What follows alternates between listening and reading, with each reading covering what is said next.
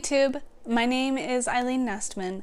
I love dressing up and I love watching YouTube videos. Before I go on, I want to explain why I took on this challenge to myself and what it means to me personally. I'm a member of the Church of Jesus Christ of Latter-day Saints. You've probably heard us referred to as Mormons, though that is not a title we wish to be called. We refer to ourselves as Latter-day Saints. I want to share with you some of my beliefs, not in a preachy way, but ones that are relevant to the topic I want to discuss: historical fashion and historical costuming. Now you might be wondering, what does one have to do with the other? One of the most special parts of my faith is that we believe that God allows everyone, no matter where they were born or what time they were born in, to hear the gospel. And the thing is, that doesn't always happen on earth in this life. It becomes the duty of the living descendants who have learned the gospel to perform the physical tasks of baptism and temple ordinances for their deceased ancestors, because they're a spirit without a body, and since we're alive, we have a body still. We can act as a stand-in or a proxy. We can go into our temples with the names of our ancestors and proxy ourselves for them. This doesn't automatically make them LDS, doesn't automatically make them accept the gospel. It gives them the chance to accept it or not. It's still their choice. It's just something that we can do for them and to honor them. Pretty cool, I think. I'll be picking ancestors from various countries and eras, researching what they might have worn, and doing my best with limited modern resources to recreate the clothes they might have worn. I will also be taking the names of these ancestors and some of their close family members to the temple after completing each outfit. Because I know my own looks come from my mother's side, I want to choose my first ancestor from my maternal side. For my first video on here, I have picked Agatha Frances McShay and her sister Clara McShay. I wanted to start in a more familiar territory for this one, since I don't yet have a chemis or stays for later time periods. Agatha and Clara are my great-great-great aunts. They were born in 1893 and 1902, and according to the census records, they lived their lives in Manhattan, New York. They would have been teenagers during the First World War, and they would have seen a boom of technology as cars and electricity became more prevalent. They would have read about early aircrafts as children and seen biplanes in their teens and adult life. They would have had their memories erased by Frank the Thunderbird. That's obviously a joke. They would have seen the Great Depression happen and Central Park be turned into a Hooverville. They would have seen the Empire State Building be constructed, and so much more. Another important note is that they were McShays. They were Irish. Being Irish in New York City at this time would have been difficult. They were 2 of 9 children. I think it's safe to guess that they were working class. About being Irish in New York, the Library of Congress has this to say: the Irish often had no money when they came to America, so they settled in the first cities in which they arrived. They crowded into homes, living in tiny, cramped spaces. A lack of sewage and running water made diseases spread. When the Irish families moved into neighborhoods, sometimes other families moved out. They feared that the Irish would bring disease and crime. These people were prejudiced against the Irish. Irish immigrants often entered the workforce by taking low status and dangerous jobs that were avoided by other workers. Many Irish women became household workers. Many Irish men labored in coal mines and built railroads and canals. The Irish often suffered job discrimination. Meanwhile, some businesses took advantage of the Irishmen's willingness to work for low pay. During much of the 19th century, Irishmen and blacks competed with each other for work. Over time, many Irish were able to get higher-level jobs as policemen, firemen, and teachers.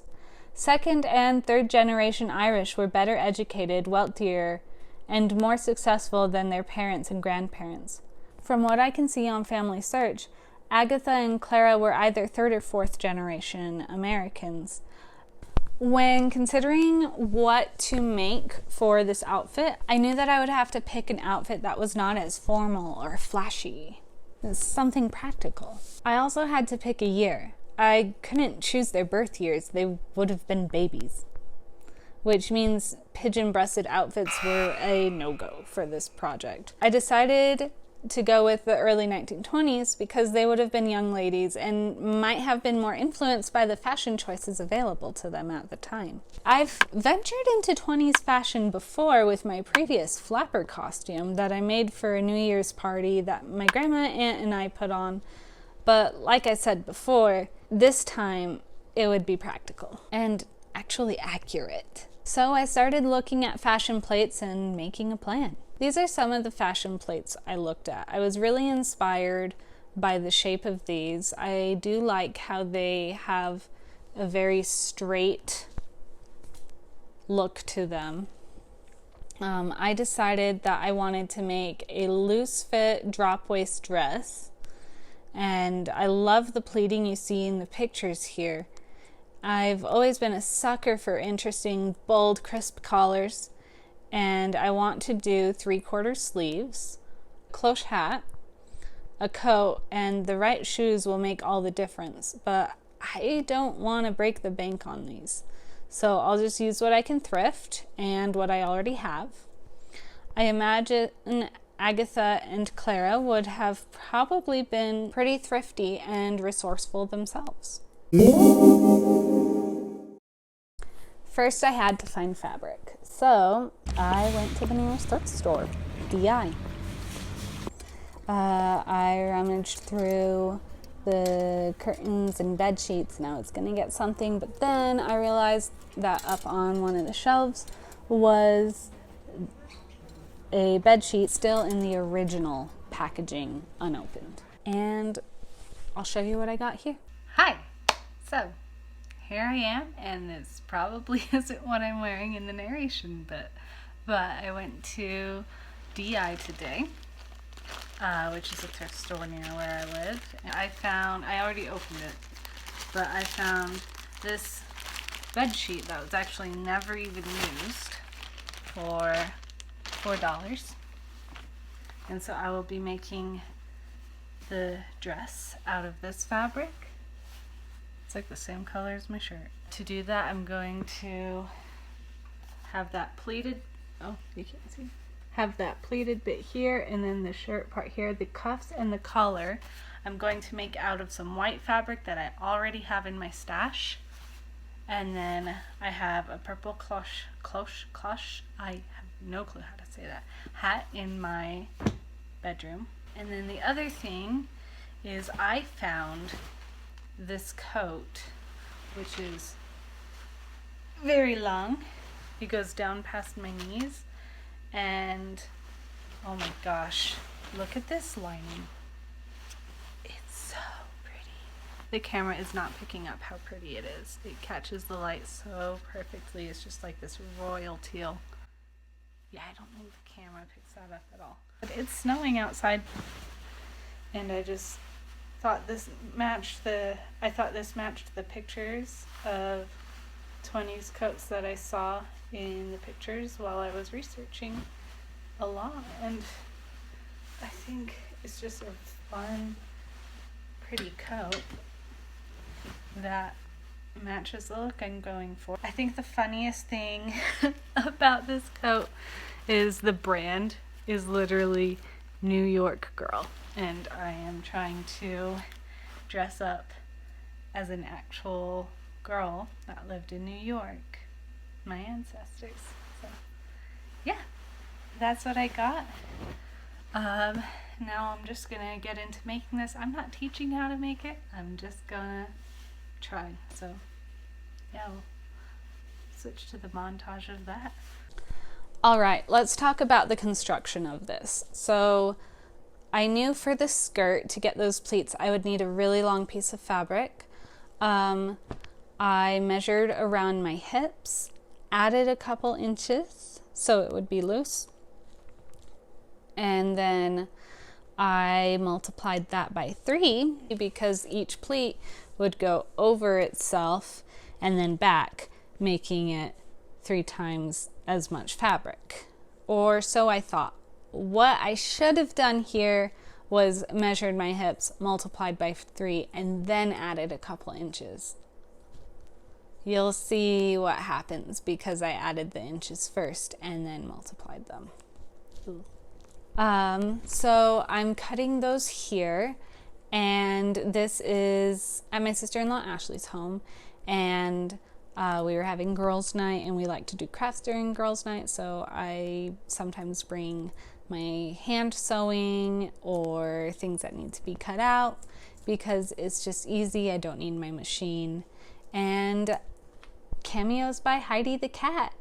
All right, then for the top, I kind of guesstimated the size. I tried to match that initial measurement I had taken for my hips with the added inches.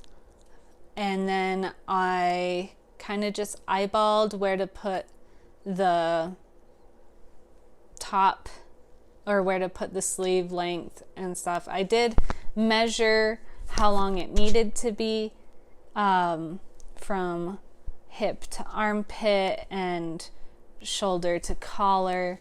But again, you'll see I'm not going to be satisfied with how this turns out. It's the middle of the night and like no one's awake, and I just have the overwhelming urge to go play in that snow just a little bit. So I'm gonna channel my inner Makira Tours. We're just gonna try this.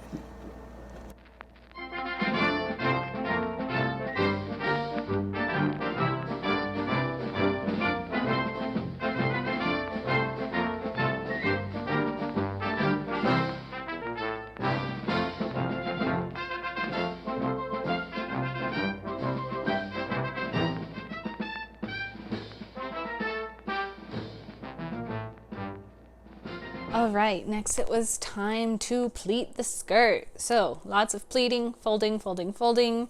And while I did this, I was listening to Audible. I am not sponsored. I just like listening to books. And I finished, during this project, I was able to finish listening to the final books that I had not read of Jane Austen's. And so that was fun and dandy.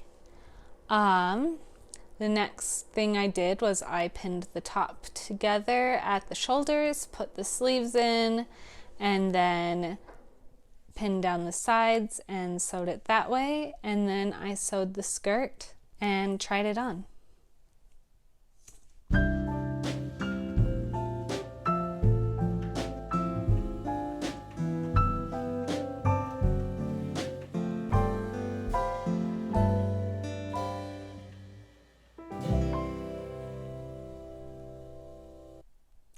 After that unfortunate try-on, I put it back on Fredwina, that's the name of my dress form if you're not a regular here, or if this is your first time watching. And I hated it. I hated it so much. I hated it more than anything I've ever made in my life. They ask you how you are, you just have to say that you're fine when you're not really fine, but you just can't get into it because they would never understand. I was so upset. So I ripped it up. I took my seam ripper and I ripped the top off the bottom.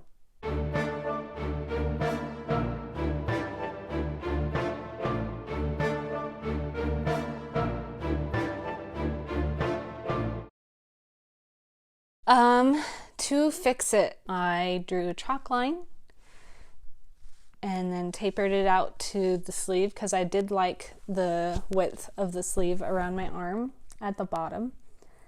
And I brought that in. And then to fix the skirt, I turned it back into a pleated rectangle, figured out a better way to connect it around, figured out where it needed to be connected, changed the pleating so that it would actually look uniform and like one instead of just trying to bunch it up on itself like a tree. I don't know what I was doing.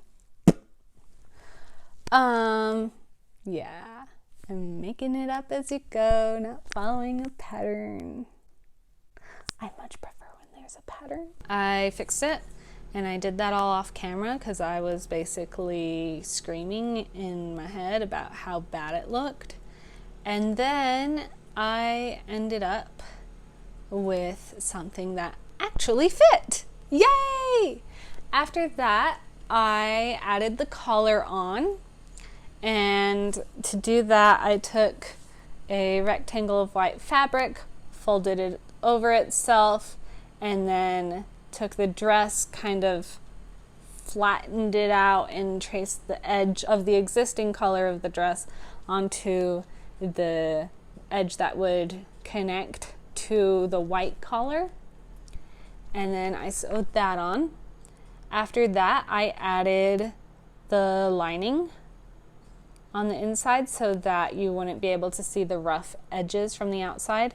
And as you can see here, I have pinking shears. My husband got me pinking shears for Christmas, and I'm so excited because that means I don't have to zigzag stitch, which I was going to actually do for this project because I want this dress to last and I want it to be functional, not just a costume.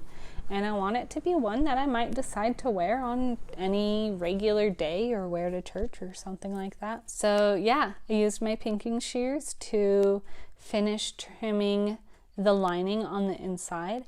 And I added 2 slot pockets to the lower part of the torso, so they are at my hips. And then I took this beautiful blue ribbon and I just tied a cute little bow and sewed it right on in the middle of the collar, and so it looks like that. So all that was left to do was sew the cuffs. I also didn't film this because I was not sure what I was doing, but this is the tutorial I used.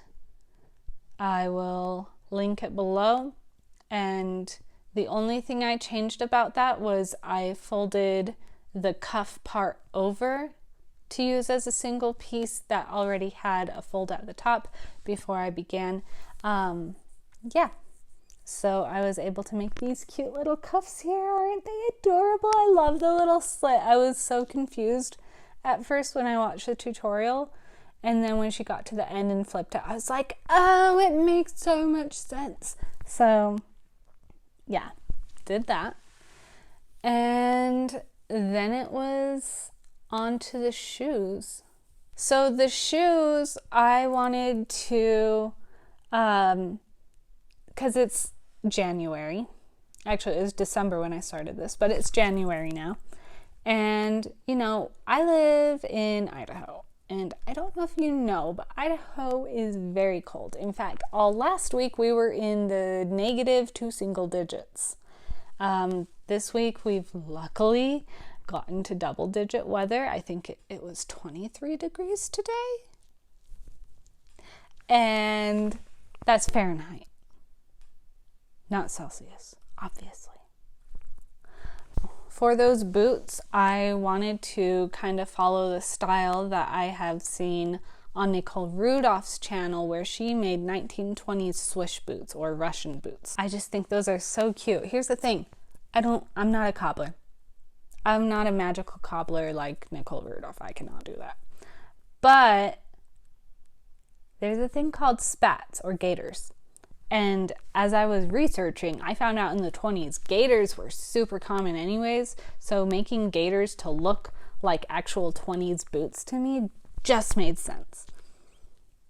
Again, I'm not an expert at this. So what I did was I took some leather from the Army Surplus store and I cut out these shapes that I needed. I had done it in felt first just to practice. And then I picked my cowboy boots because they made the most sense as far as trying to put spats on in the right size, and also they're brown, and brown leather is easy to find. I couldn't find big enough pieces of matching brown leather, so I ended up with like this kind of Mod Podge, willy-nilly, slightly different browns. I tried to fix it by polishing, but it didn't really work. Anyway, so I took that, and these are the boots that I was kind of trying to copy. And so they've got that red cuff at the top, and then the red that comes down the middle, and the little red part around that goes around the ankle, and then the 3 straps across that have the connecting lines on the side. And I decided to go with purple because the cloche hat that I already have, that hat is purple. So I thought I would incorporate purple into the boots. So instead of red, I used purple.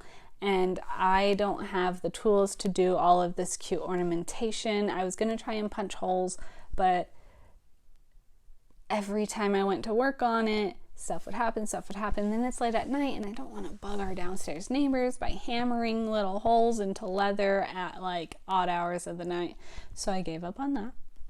And this is what I made. I did put the buttons on the outside instead of the inside, the decorative buttons on the outside instead of the inside of the boots, just because I think it looks better.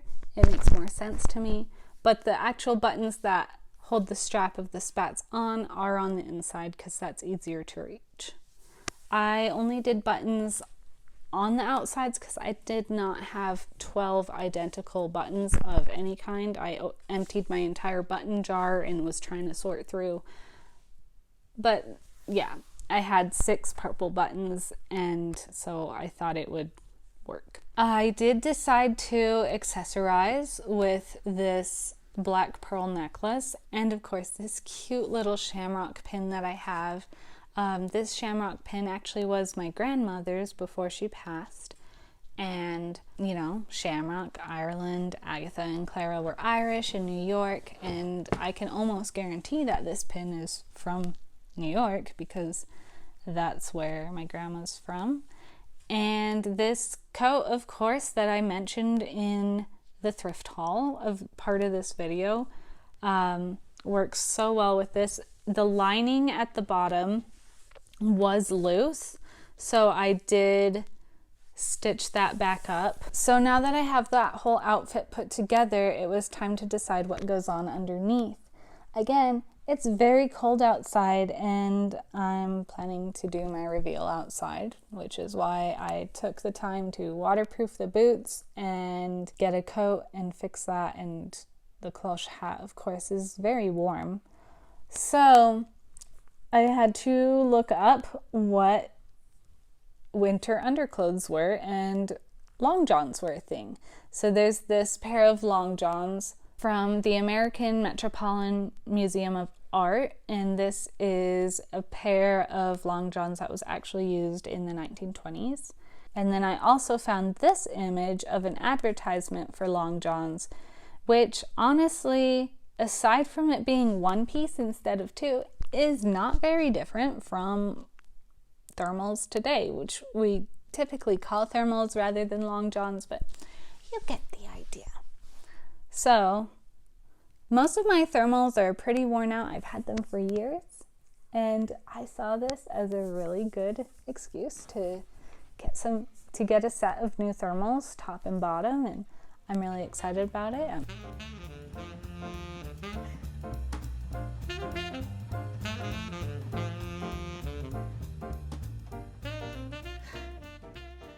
Here's the thermals, and then socks. This is where I ran into a stumbling block. I wanted to be accurate, so I looked up socks in the 1920s, and I got so many different images. So like they loved crazy socks in the 1920s. Like, that's awesome. These socks are amazing. And the other thing is, though, is like they went swimming in their socks. I'm sorry, what? Wow. I can't really imagine that. That just, to me, in my modern time, that sounds crazy. But I mean, there it is. But yeah, socks, lots of socks. I was trying to find out, did they wear socks on the outside or the inside of the long johns, and I could not find anything. I was so desperate to know that I actually created a Reddit just so I could ask on Historical Costuming Reddit what the answer would be, but for some reason, my post was taken down about half a second after it was posted. I'm so confused because asking how socks were worn in the 1920s seems like a valid question for me. So anyways, I decided I'd just have to come up with the answer on my own. As I looked at the images, I realized that you could never see socks and then thermals.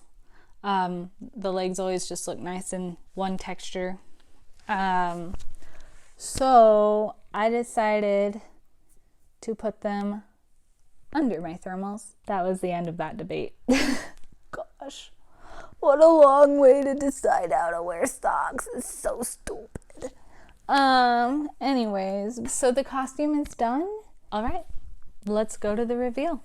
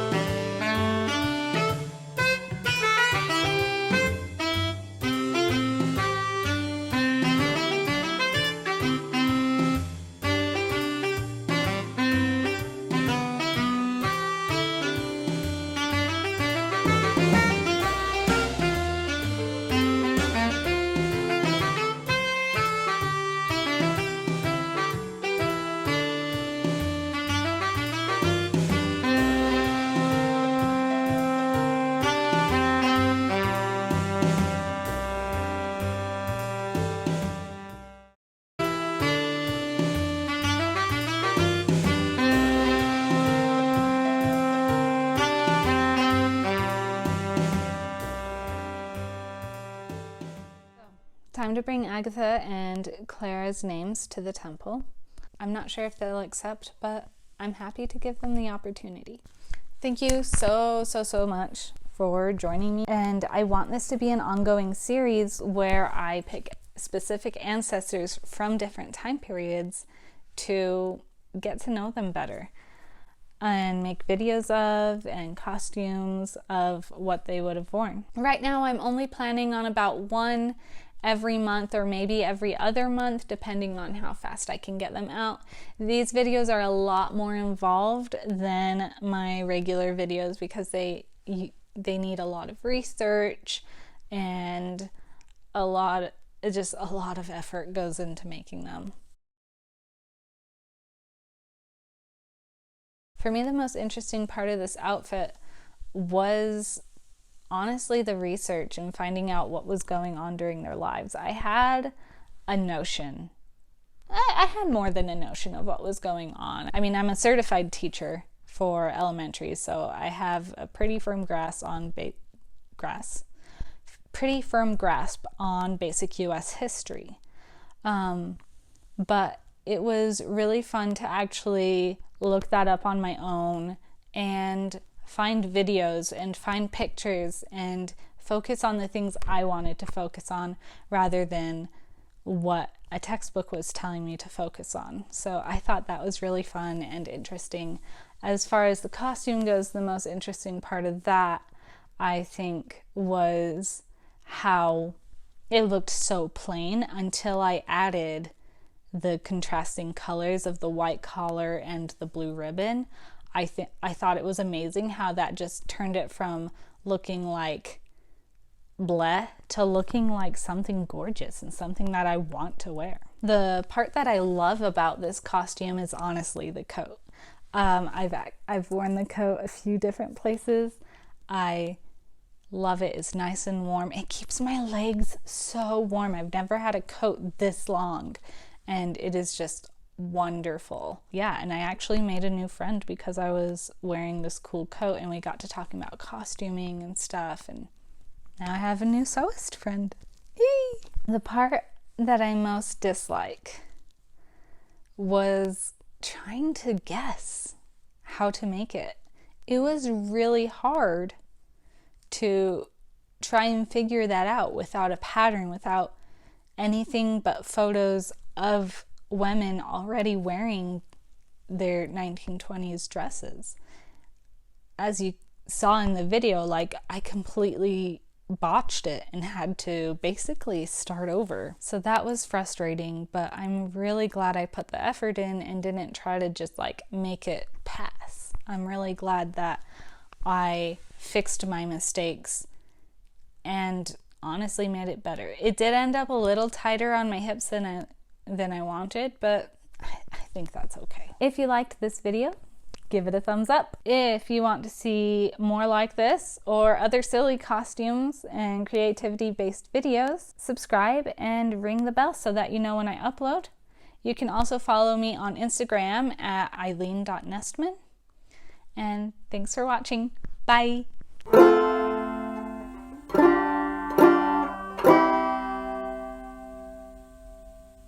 I'm sorry for reading off my script so much. I am very bad at having a prepared script and then not just reading it straight off.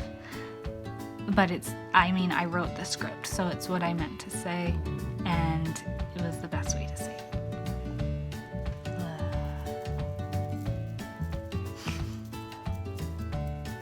I don't usually wear dangly earrings.